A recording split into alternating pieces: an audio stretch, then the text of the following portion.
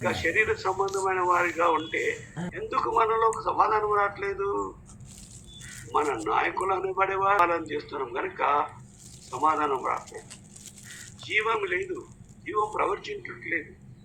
స్వార్థ బోధిస్తున్నాం, క్యాంపెయిన్స్ వెళ్తున్నాం, కానీ ఆత్మలు రక్షింపబడి తర్వాత జీవపు నది ప్రవచించట్లేదు. ఒకప్పుడు ఎబ్రోన్ అంటే జీవజల నదులు ప్రవచించినాయి, లోకమంతా ప్రవచించినాయి. లోకమంతా నుండి ప్రజలు వచ్చి ఇక్కడ దేవుడు చేసే ఆత్మీకాలను చూసి ఆశ్చర్యపడ్డారు, రక్షింపబడ్డారు.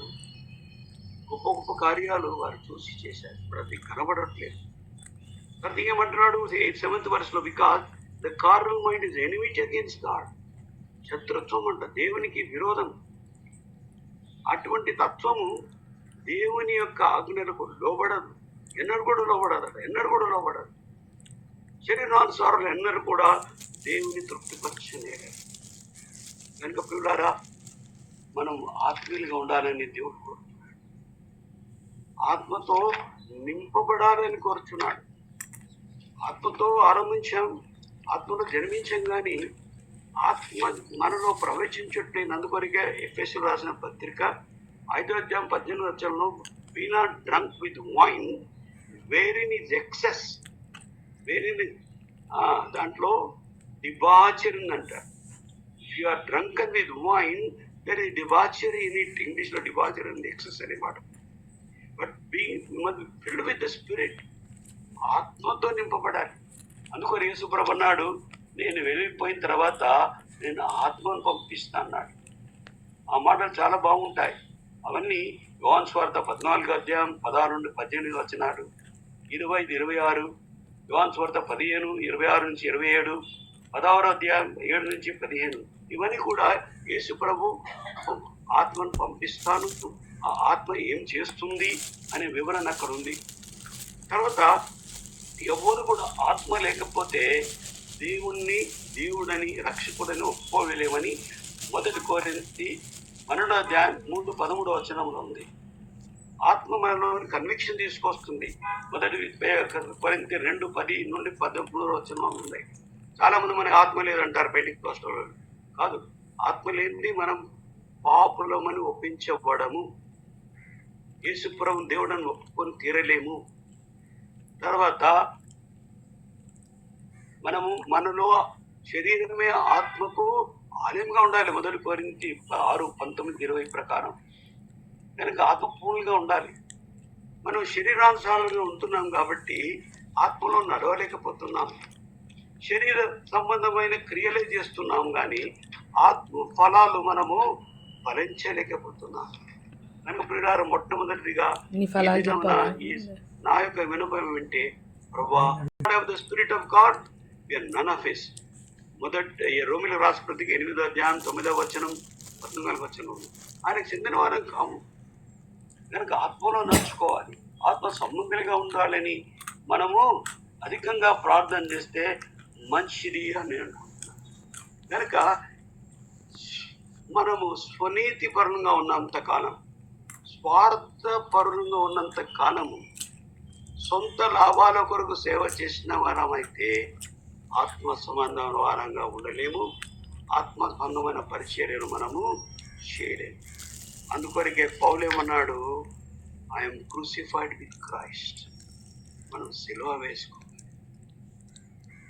మనం చంపబడాలి. మన స్వయం, మన అహం, మన అంబిషన్స్, మన కోరికలన్నీ కూడా చంపబడాలి, క్రూసిఫై చేసుకోవాలి. ప్రభు మహిమని ఎక్కువ మనము కోరుకోవాలి. కనుక ఆ తర్వాత ఇంకేం చెప్తున్నాడు చూడండి. గలతీయులకు రాసిన పత్రిక 5వ అధ్యాయం 16వ వచనం, this I say unto you, walk in the spirit and you shall not fulfil the lust thereof. ఆత్మ సంబంధమైన వాటిగా నడుచుకుంటే మనం శరీర క్రియలను నెరవేర్చలేము. శరీర క్రియలు for the flesh lusted again the spirit. Flesh ఉన్నవారు, సంబంధమైన ఉన్నవారు ఆత్మను కోరలేరు. కనుక ఆత్మ సంబంధమైన ఉండాలి. శరీర క్రియలు మనకు 19 నుండి 21 వచనం ఉన్నాయి. 17 క్రియలు ఉన్నాయి. మనలో అధికంగా చాలా మటు చెప్పాలంటే పరిశుద్ధత లేదు. విశ్వాసులలో పరిశుద్ధత లేదు, సేవకులు నాయకులలో కూడా పరిశుద్ధత లేదు. తర్వాత ఎనిమి ఎక్కువ ఉంది, అసూయ ఎక్కువ ఉంది. అసూయ, ఓర్వలేని స్థితి ఎంతో ఉంది మన జీవితాల్లో. ఈ శరీర క్రియలు 17 ఉన్నాయి. ఇవన్నీ ఏదో కొంత పరిమాణంలో మన జీవితాలలో కనబడుతున్నాయి. కానీ మనము ఆత్మ సంబంధమైన ఫలములు ఫలించే వారిగా ఉండాలి. అవి మనకు 22, 23 వచనాల్లో ఉన్నాయి. కిందిలో అవి 9 ఉన్నాయి. ఇది ఆత్మ ఫలం, ఫలాలు కాదు, ఆత్మలో ఒకటే ఫలం. ఆరెంజ్ వాడడంలో, నారింజలో లేక ఆరెంజలో, సంతరాలో ఎట్లీ పెటల్స్ ఉంటాయో అట్లనే ఈ ఆత్మ ఫలాలు మన జీవితంలో ఉండాలి. దినదము ఆ యొక్క పరిమాణం మన జీవితంలో అధికంగా కావాలి. అందుకొరకు 24 అంటాడు, they that are Christ have crucified the flesh. క్రీస్తు సంబంధులు శరీరాన్ని వాడు సిలువ వేస్తారు. ఎటువంటి కోరికలు ఉండవు. We live in the spirit, let us walk in the spirit. తర్వాత 6వ అధ్యాయం 14వ వచనంలో అంటాడు, for God forbid that I should glory save in the cross of the Lord Jesus Christ, by whom the world is crucified unto me and I unto the world. లోకానికి నేను సిలువ వేయబడినాను, లోకం నాకు సిలువ వేయబడి. ఆయనలో పౌలు జీవితంలో లోకానికి చోటు లేనే లేదు. ఆయన ప్రభువుకు మాత్రమే ఆయన చోటు ఇచ్చాడు. తర్వాత ఆ రీతిగా మనం సెలవు వేసుకుంటూ ప్రతి దినము మనం జీవించవలసి వారమన్నా. ఇంకా కొంత నేను హోసియా ఈ దినాలలో నా యొక్క మౌన ధ్యానం, నేను హోసియా ఇంతమందికి చదివేశాను. తర్వాత యోయల్ కూడా చదివాను, యోయల్ గ్రంథం. ఇప్పుడు ఆమోస్ గ్రంథంలో నేను చదువుతున్నాను. వీటిలో నుండి నేను కొన్ని తలంపులు మీతో పంచుకోవాలని ఆశిస్తున్నాను. చాలా ప్రాముఖ్యం.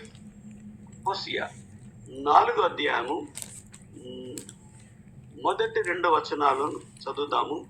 ఎవరైనా నాకు తెలుగులో చదువుతుందా ఇంకా మంచిది. చదువుతారా? తెలుగులో చదువుతారా ఎవరైనా? వెనుక తెలుగు పదాలు నేను ఎత్తుకొని మాట్లాడతాను, please. Uncle which one? Hosea 4వ అధ్యాయం 1-2 వచనాలు చదవము.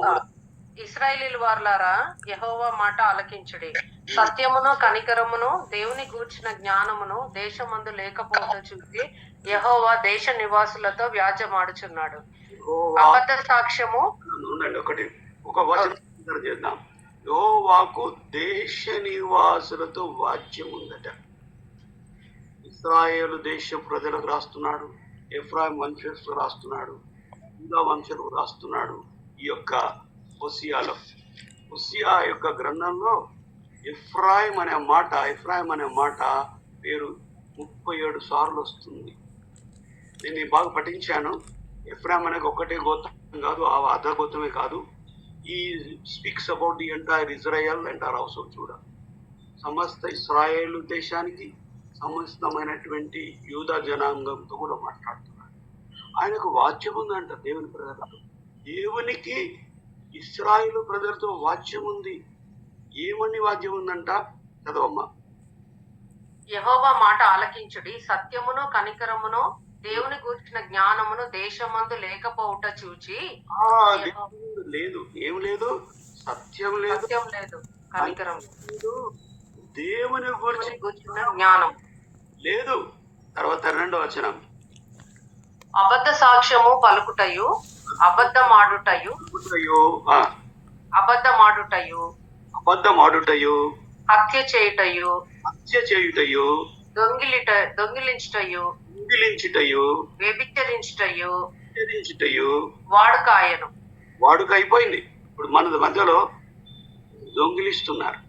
సంఘాలు పెట్టెలు దొంగిలిస్తున్నారు, సంఘాలనే దొంగిలిస్తున్నారు. సంఘంలో మీ బెంగళూరు అయినప్పుడు ఆయన కొంచెం బలహీనంగా ఉన్నాడు, ఎక్కువ తెలియదు. వాట్ షుడ్ ఐ డూ అంటే, whatever you can save you save, whatever you want to spend you spend అన్నారు. But only thing is right. కాబట్టి దేశము ప్రలాపించుచున్నది, దాని పశువులను ఆకాశ పక్షి సముద్ర మత్స్యములు కూడా గతించిపోచున్నవి. ఒకడు మరి ఒకనితో వాదించినను ప్రయోజనం లేదు, ఒకడిని గద్దించినను కార్యము కాకపోను. నీ జనులు యాజకునితో జగడమాడు వారిని పోలి ఉన్నారు. గనుక గద్దింపు లేదు, గద్దింపు ఇష్టపడతలేరు, కరెక్షన్ ఎవ్వరు ఇష్టపడతలేరు. నువ్వెవరు నాకు చెప్పేది అంటున్నారు. కనుక అవిధేయత ఎక్కువైపోయింది, మూర్ఖత ఎక్కువైపోయింది, స్టెప్ టేకెన్నెస్ ఎక్కువైపోయింది. తర్వాత 6వ వచనం, నా జనులు జ్ఞానం లేని వారై నశించుచున్నారు. నా జనులు జ్ఞానం లేని వారే నశించుచున్నారు. జ్ఞానం లేదు. యేసుప్రభువే మన జ్ఞానం. Is our wisdom, is our power. 1 Corinthians chapter 1 verse 24 లో ఉంది కదా, మనకు బాగా తెలుసు. ఆయన మన జ్ఞానం, తర్వాత ఆయన మన శక్తి. నా జనులు జ్ఞానం లేని వారు ఉన్నారు. తర్వాత నీవు జ్ఞానమును విసర్జించుచున్నావు గనక, నన్ను విసర్జించున్నావు కనుక నాకు యాజకుడు కాకుండా నేను నిన్ను విసర్జించును. దేవుడు ఏం చేస్తున్నాడు? నువ్వు యాజకుడు కూడా అంటే యాజకులు అంటే ఏంటి? దేవునికి ప్రార్థించేవాళ్ళం, దేవుని ఆరాధించేవాళ్ళం కనుక నేను కూడా విసర్జిస్తాను. తర్వాత నీవు నీ దేవుని ధర్మశాస్త్రం మరచితివి గనక నేనును నీ కుమారులను మరుతున్నావు. నేను నీ కుమారులను మరుస్తాను. ఎంత పెద్ద శాపం! ఉన్న పిల్లల్ని దేవుడు మర్చిపోతే వారు శాపగ్రస్తులైతే, మన కళ్ళ ముందే మన పిల్లలు మనకు లోబడకపోతే, దేవుని వాక్యానికి లోబడకపోతే, సంఘానికి రాకపోతే, చర్చ్ రాకపోతే మనకి ఎంత దుఃఖం ఉంటుంది. దేవుడు అంటున్నాడు, నేను నీ పిల్లల్ని మరుస్తాను. అంతేగాని ఇంకా చూడండి, ఇంకా ముందుకు వెళ్తే 5వ అధ్యాయం 14వ వచనం, 5వ అధ్యాయం 7వ వచనం, 7వ వచనం చదవండి. యెహోవాకు విశ్వాసఘాతకులై వారు అన్యులైన పిల్లలను కనిరి. యెహోవాకు విశ్వాసఘాతకులై అన్యులైన పిల్లలను కనిరి. అన్యులైన పిల్లలు కన్నారు. ఇంకొక నెల అయిన తర్వాత వారు వారి స్వాస్థ్యములతో కూడా లయమగుదురు. చూసారు, ఇంకో నెల మాత్రమే వాళ్ళకి టైం ఇచ్చింది. ఈ నెల మాత్రంలో మీరు రిపెంట్ అయ్యి మీ జీవితాన్ని చక్కగా కొనుక్కపోతే ఏమవుతారు? You will move and you will be devoured by their portions. నశించిపోతారని దేవుడు చెప్తున్నాడు. అంతేకాదు, అదే అధ్యాయంలో 14వ వచనం చదవమ్మా. ఏలైనగా ఎఫ్రామీయులకు సింహం వంటి వాడను గాను, సింహం వంటి వాడుగాను, యూదా వారికి కొదమ సింహం వంటి వాడుగాను నేనుందును. నేనే వారిని పట్టుకొని చీల్చేదను, నేనే వారిని కొనిపోదును, విడిపించువాడు ఒకడును లేకపోవును. దేవుడికి ఎంత కోపం వచ్చేసి, దేవుడు ఎంత ప్రేమమైనో ప్రియులారా, దేవుడు అంత కోపాన్ని కలిగినవాడు కూడా. ఇది గాడ్ ఆఫ్ రాత్. ఒక దినం రాబోతుంది, సమీపిస్తుంది. ఆ మాట చూస్తాం. రెవల్యూషన్ చాప్టర్ 6, ప్రకటన గ్రంథం 6వ అధ్యాయం. ప్రకటన 6వ అధ్యాయం, book of revolution chapter 6 last verse, చివరి వచనం. ప్రతి దాసుడును ప్రతి స్వతంత్రుడును కొండ గుహలలోను బండ సందుల్లోను దాక్కుని సింహాసనాసీనుడైన వాని యొక్క గొర్రె పిల్ల యొక్క ఉగ్రత మహాదినం వచ్చెను, దానికి తాళజాలిన వాడెవడు? గొర్రె పిల్ల ఉగ్రత మహాదినము, దానిని తాలుకొనిన వాడెవడు? ఏ గొర్రె పిల్ల అయితే మన కొరకు చనిపోయినాడో, రక్తం గార్చాడు, శాశ్వతమైన ప్రేమతో ప్రేమించి, అదే గొర్రె పిల్ల ఒకరోజు ఉగ్రత గొర్రెపిల్లగా మారిపోతుంది. అటువంటి దినం సమీపిస్తుంది. కనుక నేను కొదమ సింహం వల్ల వస్తాను, మిమ్మల్ని చీల్చివేస్తాను. నేను రక్షించేవాడు ఎవడు? ఎవరిని రక్షించేవాడు అడుగుతున్నాను. దేవుని ప్రజలతో మాట్లాడుతున్నాడు దేవుడు. ఇక్కడ వదిలిపెడతాం. ఇప్పుడు కొంత ఆమోస్ గ్రంథం వస్తాము. Book of Amos. అంత ముందుకు ఇంకొక వచనం చదవండి. హోషేయాలో 7th చాప్టర్ 7వ అధ్యాయం 8వ వచనం. 7వ అధ్యాయం 8వ వచనం. ఎఫ్రాయిము అన్యజనులతో కలిసిపోయెను. అన్యజనులతో కలిసిపోయెను. ఎఫ్రాయిము ఎవరును త్రిప్పివేయని అప్పం వంటి వాడాయను. ఎవరును త్రిప్పివేయని అప్పం వాడంటని. That means is a half baked man. Half baked అంటే పూర్తిగా కాల్చబడలేదు, అంటే పూర్తిగా ప్రభు తేటి సిద్ధపరచబడలేదు. కొంతమందిని మనం అంటాం ఇంగ్లీష్లో ఇది హాఫ్ బేక్డ్ ఫెలో అని. హాఫ్ నాలెడ్జ్ ఉంటే, సరైన పనులు చేయకపోతే మనం అంటే half baked bread.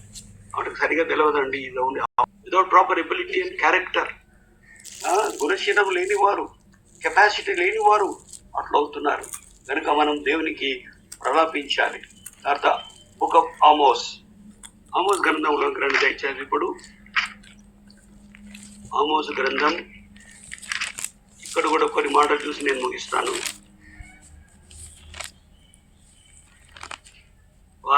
Verse 10, 3rd chapter verse 10. వారు నీతి క్రియలు చేయ తెలియక తమ నగర్లలో బలత్కారం చేతను దోపుడు చేతను సొమ్ము సమకూర్చుకొందురు. వారు ఏమంట, they know not to do the right thing. వారు నీతి క్రియలు చేయక ఏం చేస్తున్నారు? దోపుడు చేతను బలాత్కారం చేతను సొమ్మును సమకూర్చుకొందురు. ఇది జరగట్లేదా మన మధ్యలో? ఇది వాస్తవం కాదు. అపార్ట్మెంట్ లో 120 ఫ్లాట్స్ ఉన్నాయి. 120 మెయింటెనెన్స్ ఇస్తారు కదా. ఇక్కడ ఉండే అపార్ట్మెంట్ సొసైటీ ప్రతి నెల 5 లిఫ్ట్స్ ఉన్నాయి. మాకు 5 లిఫ్ట్స్ దగ్గర ఇల్యూమినేటర్ లైట్స్ ఉంటాయి, బోర్డ్స్. దాంట్లో అకౌంట్స్ పెట్టేస్తారు. అందరూ చూసుకోవచ్చు, అందరు టెనెంట్స్, అందరు ఓనర్ చూసుకోవచ్చు. ఈ నెల ఇంత కలెక్ట్ అయింది, ఇంత ఖర్చు అయింది, ప్రతి డీటెయిల్స్ సార్. వాటర్కి ఇంత, ఎలక్ట్రిసిటీకి ఇంత, వాచ్ అండ్ వాటర్కి ఇంత, స్వీపర్స్కి ఇంత, రిపేర్స్కి ఇంత అయింది, ఇంత మిగిలింది, బ్యాంకులో ఇంత ఉంది అని క్లియర్ చేస్తారు. మన సంఘాలకు ఎందుకు లేవు? Let me tell you as a testimony. We never did like that. Wherever we were, Rodhutur or Kazipur, Bangalore. Entire Elders chapter 4 verse 22. Please read that verse. నా జనులు అవివేకులు, వారు నన్ను ఎరగరు. వారు మూఢులైన పిల్లలు, వారికి తెలివి లేదు. కీడు చేయుటకు వారికి తెలియను గాని మేలు చేయుటకు వారికి బుద్ధి చాలదు. చూసారా? My people are foolish. నా జనులు దేవుని నామం పెట్టుకున్నవారు, రక్షింపబడిన వారు అనుకునేవారు, సంఘానికి చెందిన వారు, సేవ చేసేవారు, నాయకులంగా ఉన్నవారు ఫూలిష్, అవివేకులట. తర్వాత ఇంకేమంటున్నాడు? దే హావ్ నాట్ నోన్ మీ. నన్ను ఎరగలేదు, నన్ను ఎరిగేటట్టు ఎరగలేదు అన్నాడు. The way we should know him we have not known. Then they are sottish children. English లో sottish children అంటే heavily intoxicated, అంటే చెడుగుతో ఇంటాక్సికేటెడ్, చెడ్డ స్వభావంతో వారు మత్తులైపోతున్నారు, చెడ్డ క్రియలతో మత్తులైపోతున్నారు. వారికి అండర్స్టాండింగ్ లేదు, జ్ఞానం లేదు. తర్వాత ఇంకేమంటమ్మా? చదవండి. రెండవ, చేయటకు వారికి తెలియను గాని మేలు చేయటకు వారికి బుద్ధి చాలు. కీడు చేయడానికి వారికి తెలుసు, బుద్ధి ఉందంట. కీడు చేయడానికి బుద్ధి ఉంది, కానీ మేలు చేయడానికి బుద్ధి చాలు. చూసారు ఎంత పడిపోయిన పరిస్థితిలో మనం ఉన్నాము. చూడండి, ఇది మన పరిస్థితి.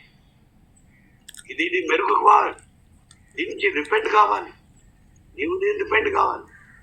దానియేలు ఏ రీతిగా దేవుని ప్రజల కొరకు ఆయన విజ్ఞాపనం చేశాడో ఆర్థిక మనం విజ్ఞాపనం చేయాలి.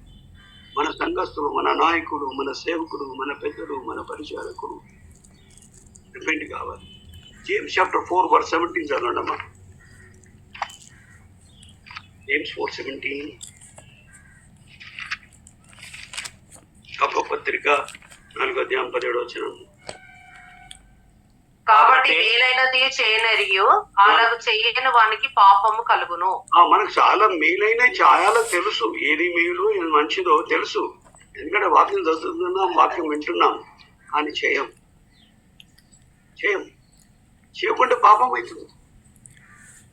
అంతేకాదు 3 యోహాను 11 చదవండి.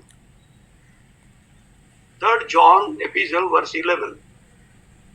ప్రియుడా, చెడు కార్యమును కాక మంచి కార్యము అనుసరించి నడుచుకొనుము. మేలు చేయవాడు దేవుని సంబంధి, కీడు చేయవాడు దేవుని చూచిన వాడు కాడు. ఇంకా మనం మేలు చేస్తున్నామా? ఎస్పెషల్లీ విశ్వాస గురం కంట. గలతీయులు 6:10 ఉంది. విశ్వాస గురం కూడా మేలు చేయాలంట. సంఘానికి మనం మేలు చేయాలి, కీడు చేయకూడదు. ఇప్పుడు మనం చూసేదంతా కీడే కనుక ఎస్పెషల్ అయిన మాట ఉంది. గలతీయులు 6:10.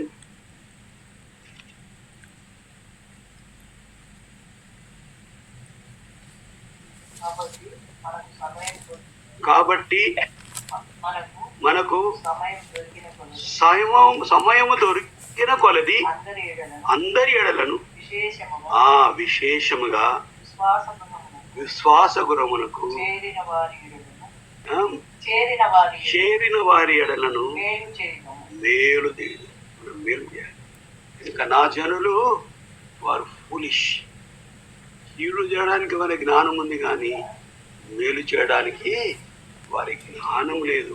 ఇంకో మాట చాలా భయంకరంగా ఉంది, అది కూడా నేను చెప్పి క్లోజ్ చేస్తాను. అది ఈ దినాలలో అట్లా జరుగుతుందని దేవుడు ముందే రాసి పెట్టాడు. చూచు Amos, book of Amos chapter 2 verse 6, 2వ అధ్యాయం 6వ వచనం.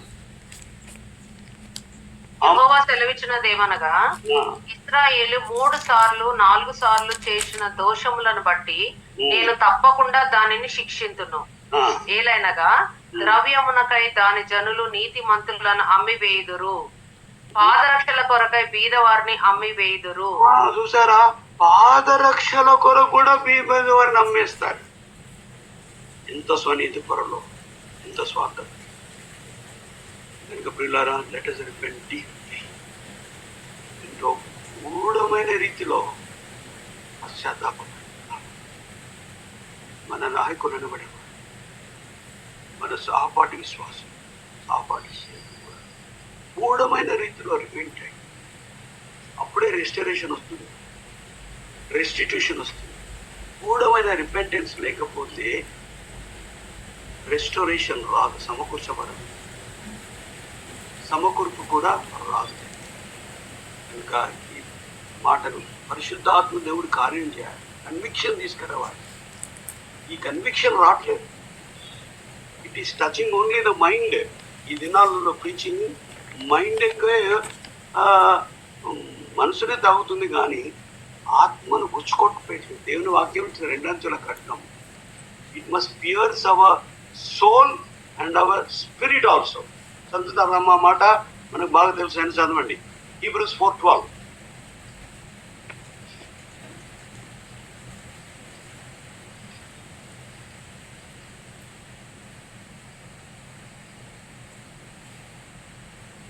ఎందుకనగా దేవుని వాక్యము సజీవమై బలము గలదై 2 అంచులు గల ఇటువంటి ఖడ్గము కంటేను వాడిగా ఉండి ప్రాణాత్మలను కీళ్లను మూలుగను విభజించినంత మట్టుకు దూరుచు హృదయం యొక్క తలంపులను ఆలోచనలను శోధించుచున్నది. దూరట్లేదు. దేవుని వాక్యమును దూరి ఆత్మను ప్రాణములను అది వేరు చేయట్లేదు, శరీరాన్ని వేరు చేయట్లేదు.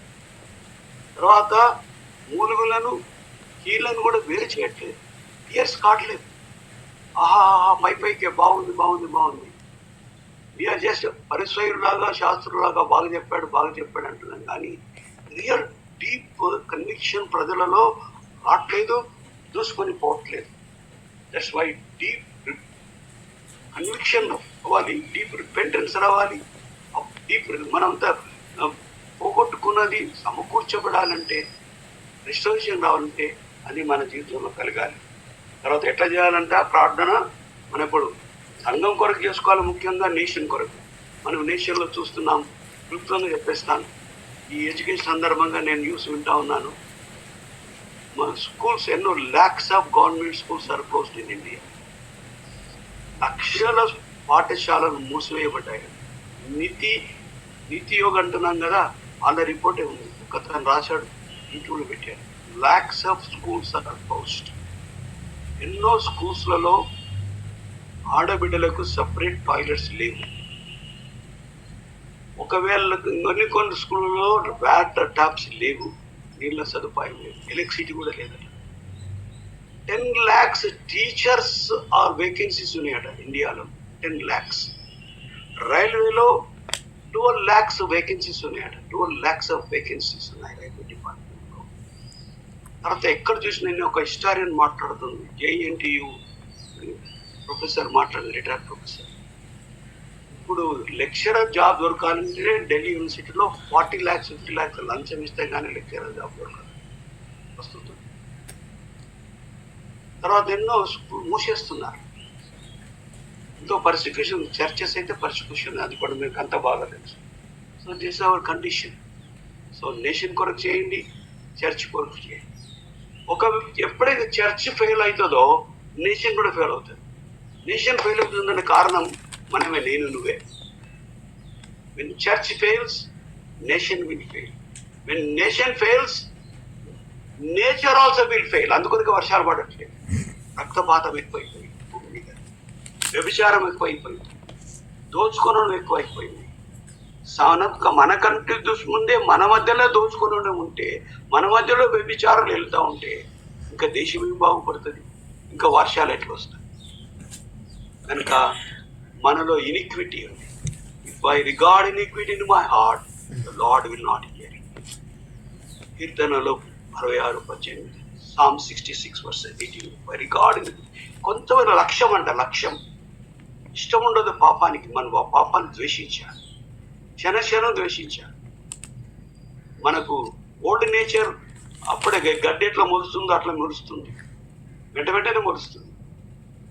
అట్లనే పడిపోయిన స్వభావం, ప్రాచీన మొలుస్తూనే ఉంటుంది. దాన్ని దినదినం మనం క్షణక్షణం దాన్ని తీసేసుకోవాలి. తర్వాత ఎట్లా ప్రార్థన చేయాలి? ఫెయిత్, విశ్వాసంతో ప్రార్థన చేయాలి. మార్క్ 11:24. తర్వాత మూడవది ఫర్గివింగ్, క్షమిస్తూ ప్రార్థన చేయాలి. ఎవరి మీద మనకు బెటర్నెస్ ఉండొద్దు. వాళ్ళు చేసే కార్యాలను మనం ద్వేషించాలి, తప్పదు. కనుక సువార్త విషయంలో సంఘాన్ని చేసిన వారికి దూరంగా ఉండమన్నాడు ప్రభు. సంఘాన్ని డివైడ్ చేసిన వారు దూరంగా ఉన్నామన్నాడు. I nothing to Romans 16. తర్వాత కావలసుకొని చేసేవారు వారితో దూరంగా ఉండాలి. We cannot identify with workers of iniquity, you must be with workers of darkness. బెలియాలకు దేవునికి ప్రజలకు ఏం సొత్తు అవన్నీ మనకి రోమన్స్ 6 ఉన్నాయి. మన పడవలసిన సమయం లేదు. అటువంటి వారు మనం దూరం ఉండాల్సిందే. కానీ మనలో నిజమైన రిపెంటెన్స్ వచ్చి రెస్టరేషన్ కావాలి. పరిశుద్ధ ఆత్మ దేవుడు మనల్ని ఆవరించి ఉండాలి, మనలో దూచుకొని పోవాలి. దేవుడి వారు కార్యం చేయాలని మనం ప్రార్థన చేస్తాం. May the lord help. పరిశుద్ధ తండ్రి, మనోహద్దుబాట్లతో ఈ వచనాలతో ఈ వాక్యాన్ని పంచుకున్నాం. మాకు నిజమైన మారు మనసు, నిజమైన పశ్చాత్తాపం దయచేయండి. విశ్వాసులంగా, సేవకులంగా ఎక్కడెక్కడ పొరపాటు తప్పుకున్నాము, అజ్ఞానంగా ప్రవర్తిస్తున్నాము, బుద్ధిహీనంగా ప్రవర్తిస్తున్నాము, దోచుకుంటున్నాము, మీరే ఎరుగరు. మేము మా పరిస్థితిని మీరు చూపించారు. హోషేయ గ్రంథంలో, ఆమోస్ గ్రంథంలో, ద్వారా పరిశుద్ధాత్మ దేవాను అడిగితే మాకు పరిశుద్ధాత్మని ఇస్తాడు, పరిశుద్ధ పూర్ణిగా చేస్తాడు. శరీరానుసారంతో తోసివేయడానికి వేసుకోవడానికి సాయం చేయండి. మన ఆత్మపూర్ణిగా చేయండి, మనం ఆత్మీయునిగా చేయండి. ఈ వాక్యాన్ని దీవించండి. మా ప్రార్థనలను మాకు క్షేమం కలిగించండి. ప్రార్థన భారం దయచేయండి. ముందుకు సాగబెడుతున్న కృపను దయచేయండి. యేసుక్రీస్తు ప్రభు నామమున ప్రార్థిస్తున్నాము మా తండ్రి. ఆమేన్.